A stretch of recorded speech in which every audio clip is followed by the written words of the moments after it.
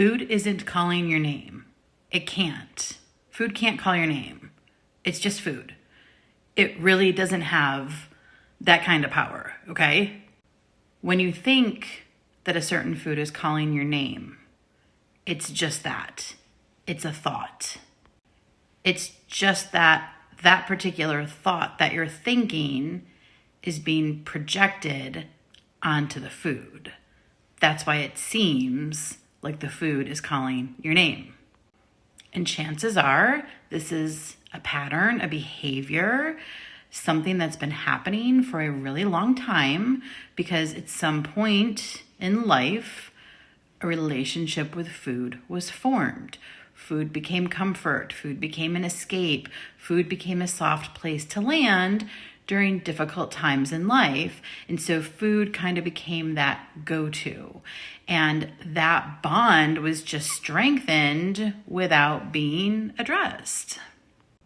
And as it continued to grow, like think of a weed, okay? Think of a weed in the ground where you can cut it down, but it just keeps growing. Like it's embedded, it's rooted in the ground, and it gets big and it's strong and it's like hard to yank out. Like, okay, that's the relationship with food. There's something underneath. It's deeper, it's stronger. And by just, resisting food or not keeping certain things in the house or trying to avoid things, trying to diet, all that stuff is just cutting it down. It's not getting at the root. It's not pulling it out. That's why it's really important and helpful to work with someone to understand your relationship with food at the root. When it began, how it began, what was going on in your life at the time, how that relationship strengthened over the years.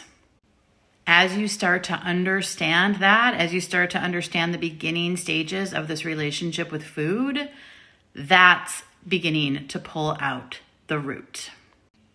The awareness is what leads to the change. It's really hard to change something when you don't know what's going on underneath or behind the scenes. And so that's why awareness plays such a pivotal role in changing the relationship with food at its core.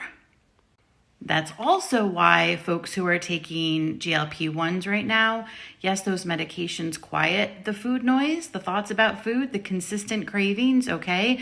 But as soon as they come off of those meds, a lot of those food noises are coming back.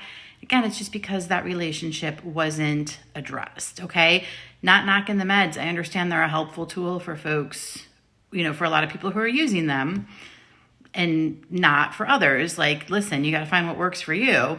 All I'm here to say is that in addition to whatever tools you're using to help on your weight loss journey, you may also want to take a look at the underlying habits with food and the underlying relationship with food so that you can heal that on your own without having to rely on an external substance, something, right? Because you have the power to do this for yourself. It's literally why I became an emotional eating coach, to help people with this. So if you want to dig out that root, go to my profile, click on the link tree. There you're going to find a link to book a connection call with me, learn more about the coaching program that I created that helps people change their relationship with food and their bodies. It's called Fat to Fierce, and it's empowering.